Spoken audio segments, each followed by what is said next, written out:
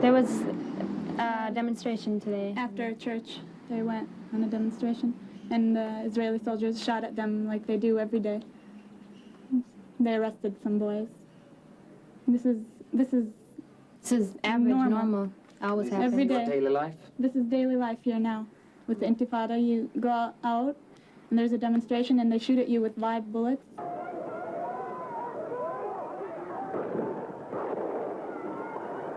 The Palestinians are revolting against occupation. It's a revolt against occupation, against the things that we're suffering, against all the rights that we've lost, against the Israeli occupation.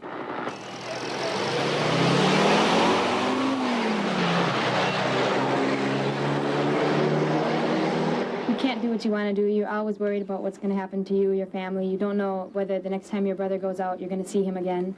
You don't know what's going to happen. They have the right to do what they want to do, and you have nobody to, to turn to. There's no police they're on your side. There's nobody that's on your side.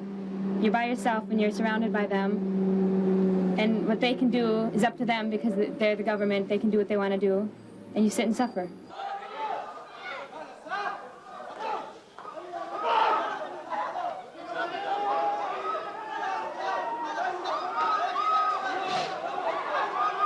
You have to fight back.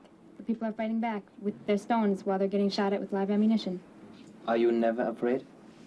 Well, there's times that you get afraid. Yeah, you get afraid sometimes, but when you're in a demonstration or something, you're not afraid to fight for what is right.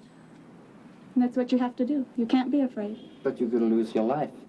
But it's better to lose your life than to live under occupation. Our parents were born here and they lived here. And when they got married, they went to the United States so my dad could work there as a doctor. We grew up there for 16, 17 years, and we came back here 2 years ago to live. We came 3 months before the Intifada started. I 1947 bestemte FN at staten Israel skulle opprettes. Mye av årsaken til dette var Europas dårlige samvitt overfor jødene etter den andre verdenskrigen. Hverken palestinerne eller de arabiske nabolandene godtok delingsplanen til FN, og det brøt straks ut krig. Israel vant, og landet ble mye større enn grensene FN hadde laget. I 1967 skjedde det neste store. På 6 dager knuste Israel militærmakta til de arabiske landene og tok Gazastripa, Sinai, Golanhøgdene og Vestbredda. Senere fikk Egypt Sinai tilbake fra Israel, men enda, i 1989, er Vestbredda okkupert. Vi valgte å besøke en by på Vestbredda, Ramallah, bare noen kilometer nord for Jerusalem. Men først, hva mener noen unge israelere på videregående skole i Vest-Jerusalem om det som skjer? I think that basically the Palestinians have a right to have their country just as much as we do. But it's a question of which interests we put first in our priorities. Because our interests are to live here and to be here. And if we give the Palestinians a state, Israel is surrounded by Arab countries. Then we'll just have another Arab country that'll be even closer to Jerusalem, to be inside us. And I don't think we can afford that. However much I feel for the Palestinians in that sense, but I have my own people to think of first. I don't want them to live next door to me because they can kill me much more easily. We have everything that an army usually has, and these kids, I mean, they have absolutely nothing. They have stones, maybe they have the bottles, the Molotov bottles, but they kill. But I don't think you can call it an army. Without the army, Israel would not have existed. We need our army to exist. That's a fact. We have enemies all around us, and we need to guard our territory and the borders. So we need the army. Without the army, no Israel. And what I'm afraid of is that if we give them just their state, then they will always want more, because their final goal is to have Israel and to have the Jews out. Our soldiers have to do their job, but I might not agree with the consequences of what they're doing. Some people think not to give them land, but some do think that the solution is to give them land, is to give them a country. So that's like a conflict inside Israel now. I think that Israel should find a solution now and not stay the way it is now. So I think there have to be negotiations between Israel and Palestinians towards a solution.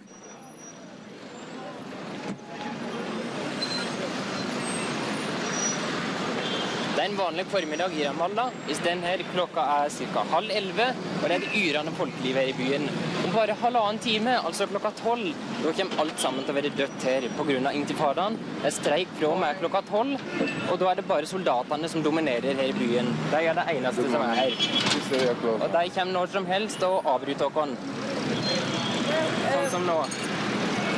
What is the trouble? What's the trouble? I want to see your commander. We are just filming the general life here. What's the problem? Here we are only I filming. desember 87 starta intifadaen, palestinerne i sitt opprør mot Israel. Palestinerne hadde fått nok av den 20 år lange okkupasjonen.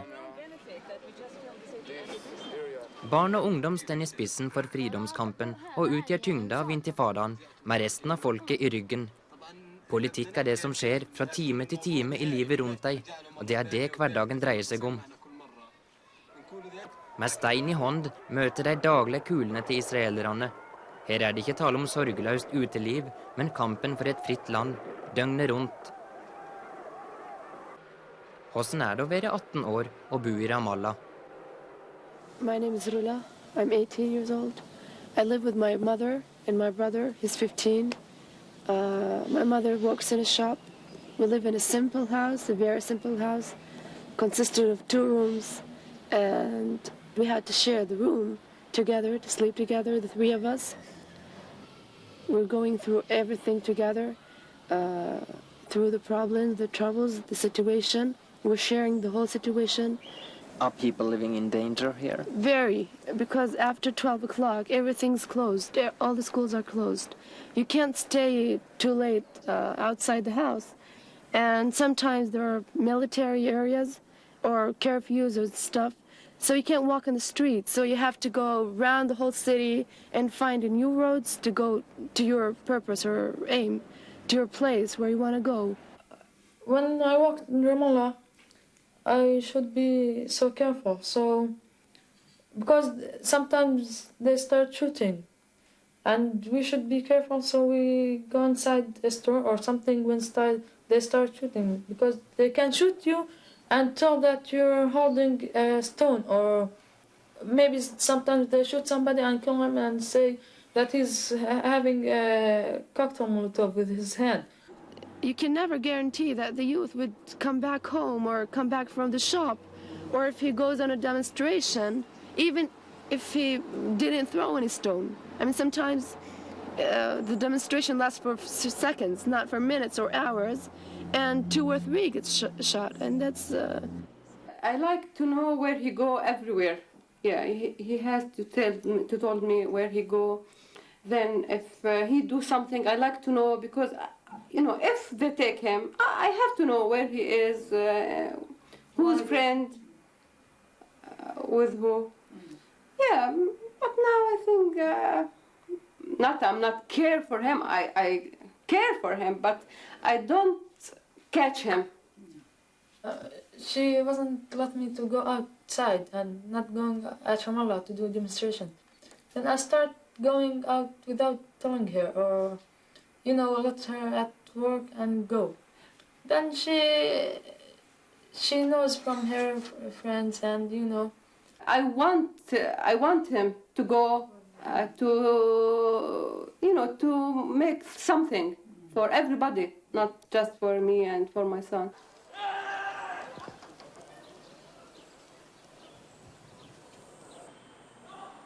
Every day they put a soldier on the roofs of the houses. Every day I saw trucks and patrols and a lot of soldiers standing on the street and going up, down, up, down.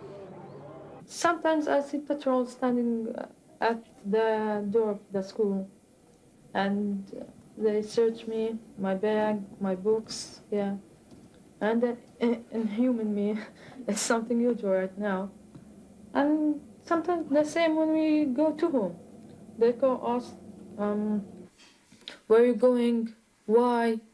They ask us where you're going, and they saw us coming out of the school. And when we told them to whom, they said why. We told them to learn, to eat, and to do everything. And sometimes they hit us, not very hard, just with a stick, just one hit or two hits. And they want to prove that they are very strong, that they are not just a soldier, you know. Skolen til Mohammed en av de 1200 skolene som har vært stengt på Vestbredda i 2 år. Den israelske staten forbød all undervisning fordi skolene blir sett på som urosenter.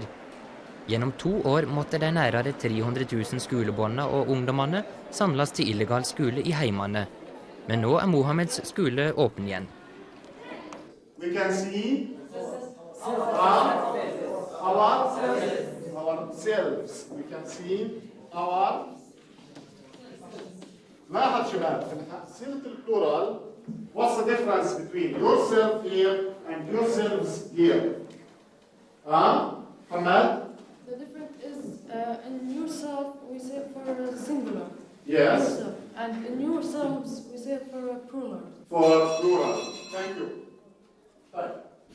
Internasjonalt press førte til at skolene åpna igjen i høst, og elevene konsentrerte og lærelystne som aldri før.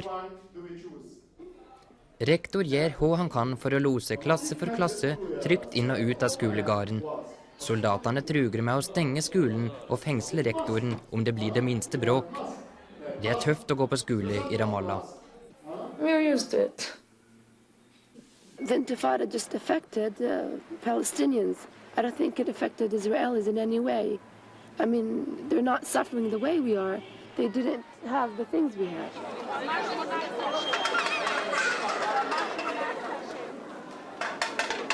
They have everything going on, the same thing they used to have before. They still continue their life normally. Nothing can threaten them. They don't live in danger. They're protected. My name is Vital, and I'm 17 years old. I'm in the last grade of school. I live in Jerusalem. And I'm one of 3 children. I have an older brother and I have a younger brother. My mother is a psychologist and my father is a doctor. My neighborhood is considered a good one. I guess, as you see, it's very beautiful too. And it's quite safe. So do you live a normal life? Well, I don't think I live a normal life like youth all over the world, because I have to deal with certain issues. I have to deal with fear. I know a lot of friends who've lost their relatives and friends as a result of what is happening in Israel. And I myself, fear to do some things. It's very scary to get on a bus with the knowledge that a lot of buses have been attacked and have run off the road. And it's also scary to go on trips, because personally I know a girl, 14-year-old girl, which has been killed on a trip. Are the youth here discussing much political questions? Oh yes, it's one of the main subjects that we talk about in recesses in school and in the youth movement. We talk about politics all the time. It's a very main thing in our life. Have you ever been on the West Bank? No, I've never been on the West Bank. There's no place for me there. Why? Well, I'm not a Palestinian, so I don't live there. And it would be very dangerous for me to go there as an Israeli civilian because, first of all, legally I'm not sure that I'm allowed to. I'll be arrested probably. And I can be hurt and even killed by all of the fighting that's going on. Also, you are joining the army quite soon. Yes. Are you looking forward? Well, girls don't go into the territories and are usually put in positions where they're not physically in danger. That is usually, of course, there are exceptions to that. But I'll tell you, on one side, I've always been raised up to look forward to the army. It's part of my life. It's not a separate part. You see, But on the other side, I'm very scared. I don't want to be in an army while a war is going on. But I guess that has been the wish of my parents and my grandparents. And I think it'll be the wish that I will wish for my children, but I'm not sure that it'll be possible.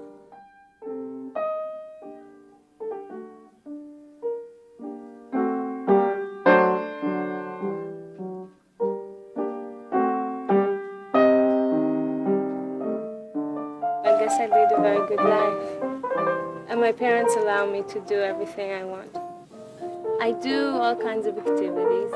I play the piano, and I dance, and I draw, and I participate in a youth movement, which means that I'm also in a group that is being counseled, and I'm a counselor of a group.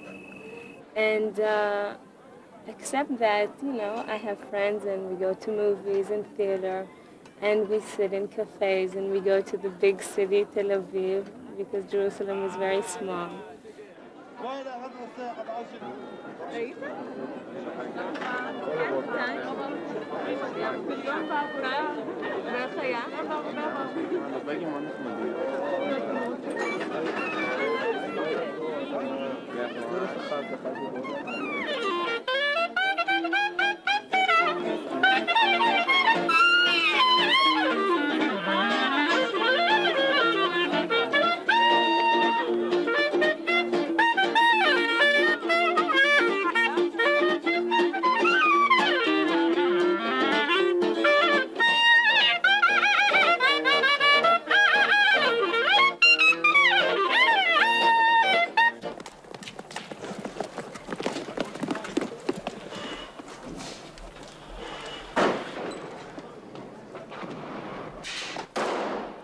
Det er ikke mer enn 20 minutter med bil fra Vest-Jerusalem til Ramallah.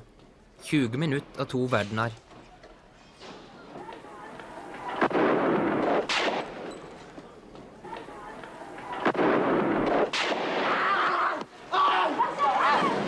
Gutten i den røde skjorta ble skutt i sommer, så hjertet han stoppet 2 ganger. Men da vi trefte han i Ramallah, var det i gang igjen. Alle ungdommene vi møtte har sin egen historie. I've been arrested once, and I was taken to the police center, to the prison. They investigated with us about protesting, about holding signs and singing. They said it was forbidden and we should be punished. So they beat us here, my neck. They beat my neck here and my ear. And it came back, it was swallow, very, very reddish. And they hit us here most of the times. They were hit us here. And we were asked to sign on papers that would never be protesting again, or to hold signs or sing or say anything against occupation. 10. juli i år døde 2 av kameratene til Mohammed. Yasser på 17 ble skutt 6 ganger mens han gikk i gatene i Ramallah. Dette gjorde Mohammed og vennene hans opprørte, og de demonstrerte. Kameraten til Mohammed ropa, de skjøt Yasser, skyt meg au. Det ble de siste ordene fra hans munn. Hvordan reagerer en 15-åring når han mister 2 av vennene sine på denne måten? Maybe for 1 week, I didn't understand anything. My mom I didn't cry. I don't know why I didn't cry. My mom used to tell me something, to do something, and I forgot that. And I was just thinking about them.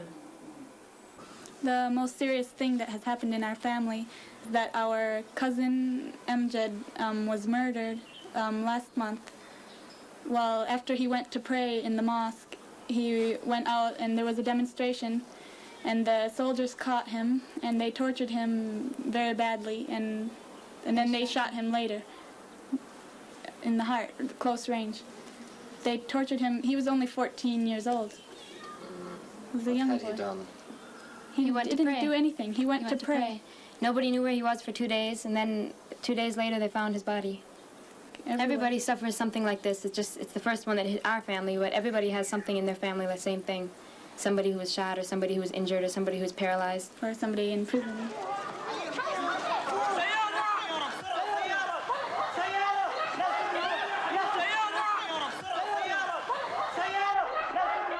Don't you miss the life young people live in America, with discotheques, cafes and lots of fun?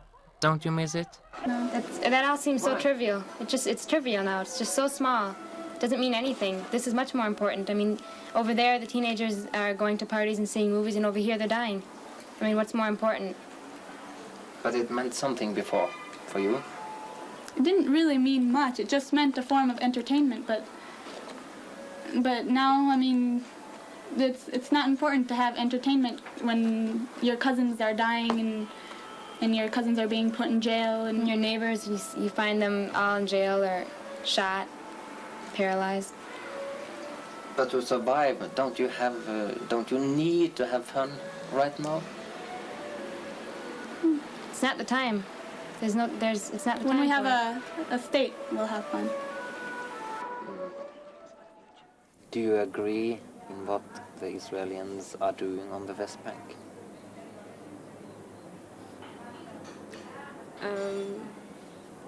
I don't think I want to answer that. Why? Because I think it's terrible, but I think it's a result of many things. And so asking me that would leave me space only to show the brutal Israelis and not the whole situation. You have a brother. He's 17. He's 18 and he's 18. going into the army very soon. In my childhood, I was very patriotic, and I was eager to defend my country from various enemies, and I was very happy to think that I would join the army, and I would be a fighter, and I would be very brave, you know, all these kind of childish thoughts. But in the last couple of years, the situation has been getting into a dead end. It's been, for the past 2 years, the army hasn't been serving its purpose. It's been serving the purpose of enlarging the police force, which is dealing with the problem of the Intifada. And I think to that situation I'm not looking forward to.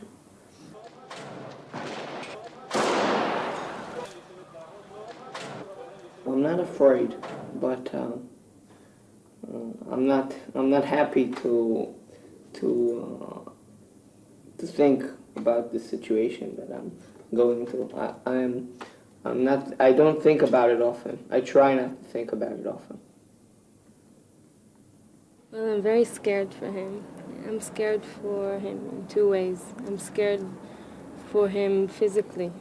I want him back, not injured and alive. And I'm scared for him mentally, because he'll be put in situations that he hasn't been made ready for. I personally know teenagers and adults who've come back from the territories shocked and traumatized and different sometimes. And I like my brother as he is. I don't want him to change. Lots of my friends are going into the army. They are very scared and very worried. They're not happy, and they don't, I mean, what do I mean by not happy? They think it's a duty, and I think most of the kids here don't go to the army only because it's like a law, not because if they don't go, they can go to jail. They think that they have an obligation towards the country. They know that they are needed. Everyone is needed. We're small, and our army is strong. But that's only because we know that without the army we can't exist. I mean, I'm very, very scared of going to the army because I can get hit or whatever, and it's scary. But I will go to the army because I have to. I have no choice. You can't refuse, can't you? No, you can go to the jail if you refuse. You can't refuse. I'm not looking forward to it, I mean, but I will join the army and I will go there if they tell me. And I will do the job as long as I believe that what I do is not something really bad, like, I mean, because they go in these now streets and they get ambushed, and so when they really get into it, they threaten their lives, so then they shoot, only then. That's when the kids die. and then I would do it. I mean, I have no choice. It's my life. I don't feel at all whole with myself if I know I would be killing an 8-year-old child or even a boy my age. But you I have think, to defend yourself. yes, that's what I say. I think killing is very wrong. And like in a war, I don't think even in a just war, like even World War II, when the British killed German people, I don't think they felt good with it. Killing someone is you can't feel good after you killed someone. It's the worst thing a man can do. But there's really no other way. Your life is threatened, you must defend yourself, and in that action people get killed.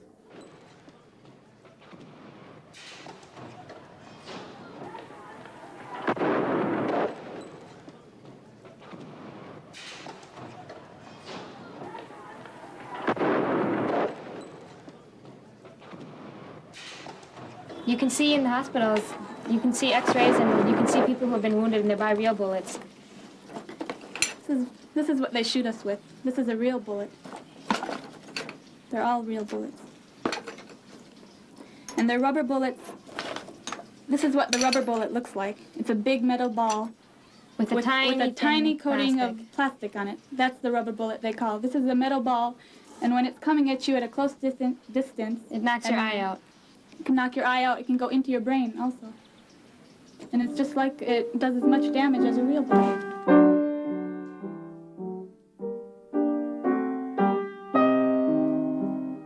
I think the major dream is to have peace in the Mediterranean area, because I remember, my whole family, from my grandparents to my parents, always dreaming that their younger brothers and that their children won't have to go and participate as soldiers in wars. And so peace is the major dream that I have in mind now. What about personal dreams? Well, after the army, I want to go study maybe psychology, and I might want to go to Europe to study art, and all kinds of different dreams like that. My whole dreams just consist with the Palestinians and the Palestinian state. Of course, hopefully to have our rights, to have a Palestinian state, to live in peace. So, for me, I'd hope I'll get a career. I'll do something just to be useful to my population, to my country, to my people. What do you want to do? Actually, I hope I'd be a teacher. Do you ever meet Palestinian youth? Well, I've never met youth, but I've met Palestinian adults. I worked in a restaurant with some Palestinians 2 summers ago. Do you have any contact with the Jewish youth? Actually, no. It's not Jewish and Israelis we're not against Jewish, because I don't have hatred for them, but I'm against any person, any population would hold the weapon against us and threaten us, I'm sure they fear Israeli youth, and they think it cruel and brutal as a result of what they see. And listen, I'm sure there are some children, Palestinian children, who would want to meet me, but some of them would be scared to or wouldn't want to because they think me unhuman. She doesn't feel the pain. Her brother never been taken away in the middle of the night. Her brother never got shot. She never worries. I think I'm very open and ready to meet Palestinian youth, and I think it's a solution to the social problem that has been a result of the situation. But would you like to meet a Jewish girl? Actually, for me it's okay. For me, I'd like to meet one. As much as she feels like meeting me and knowing what I feel, what my attitudes, what my opinion about her brother coming to the army into the West Bank, and she might be interested to know what I feel about seeing her brother killing my brother. Vi gjorde avtale med en jødisk jenteskole om at Rula skulle besøke denne klassen. Før hun kom spurte vi hvor mange som aldri før hadde hatt kontakt med palestinsk ungdom. I Israel er det 2 skolesystem, religiøst og ikke-religiøst. Avital gikk på en vanlig skole med gutter og jenter, men ble med til denne religiøse jenteskolen. Vi spurte om de hadde lyst til å treffe en palestinsk jente. I would like that very much. I think that's very interesting and very important to show that even though the situation in Israel is very, very hard and things are rough, it doesn't mean that we're not human. It doesn't mean that we don't want any other contact with those Palestinians. I mean, we are the generation that's going to continue to leading this country and everything. And I think that it's important that we know the other side, that we know what to say to our children, to our friends, to people who come and ask us questions. I think it's very sad that we don't know anything about the youth in our age from the other side. Okay. Can we bring her into the classroom now? Please. Okay.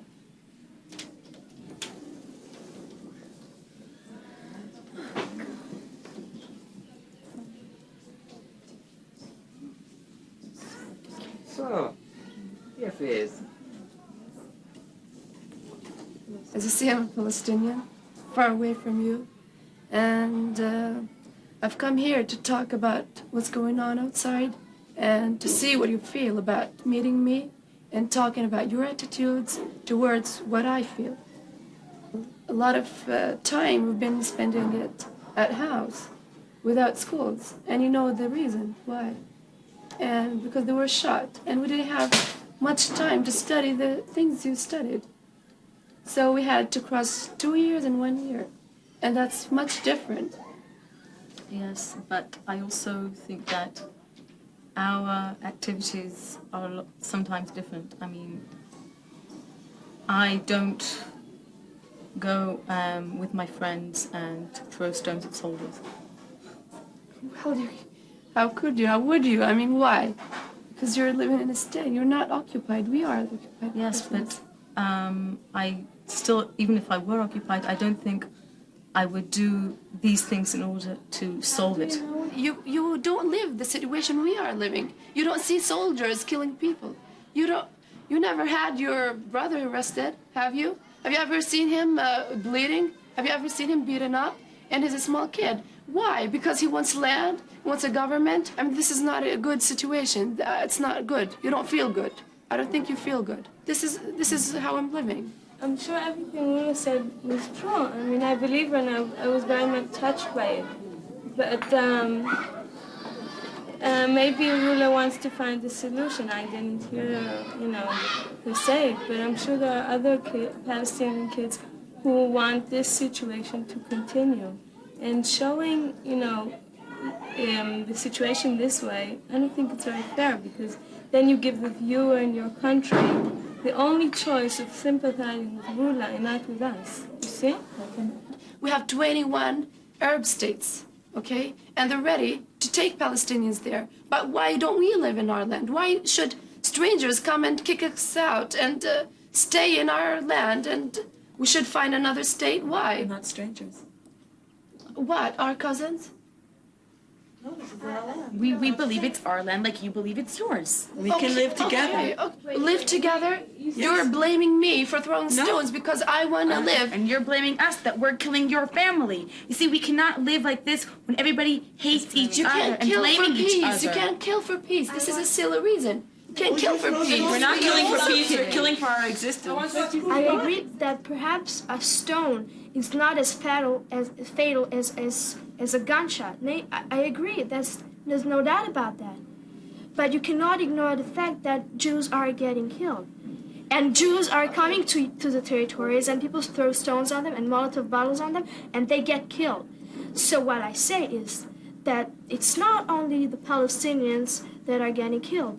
It's the Jews that are getting killed too. But who started it first?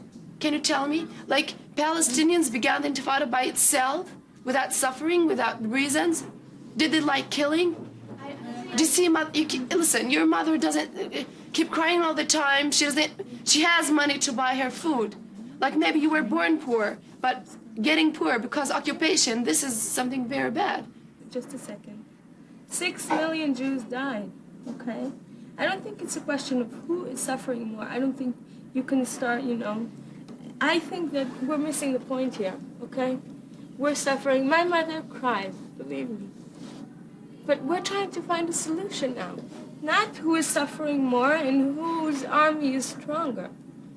I think we're the next generation and we should start from now to try to find a solution and not compare who is suffering more and who is doing the legal things or not, okay?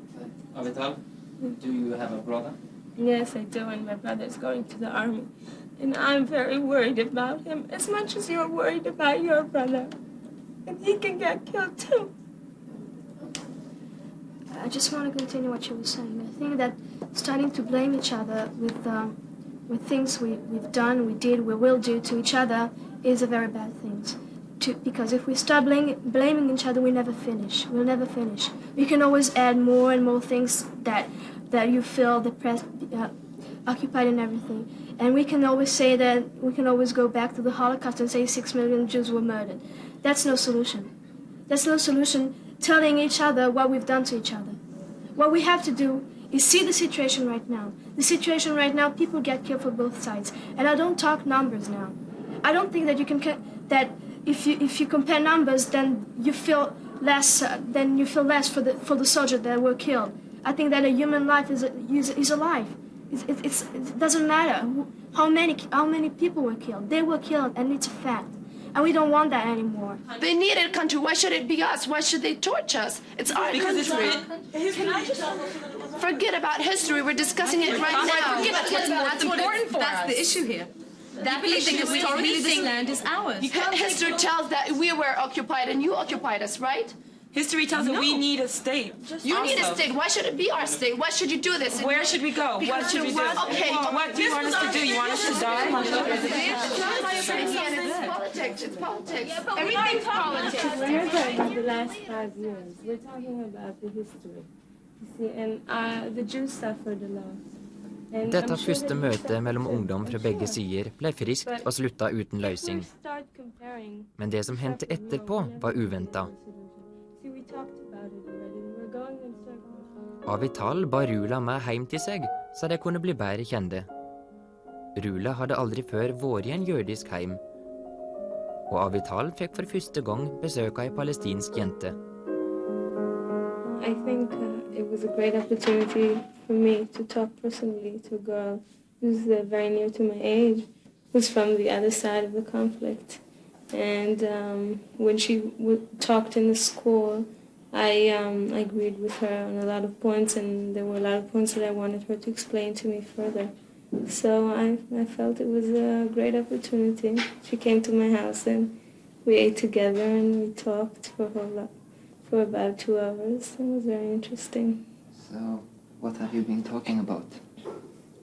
Well, we talked about first of all, we talked about our personal lives. And then we talked about the situation and the different sides.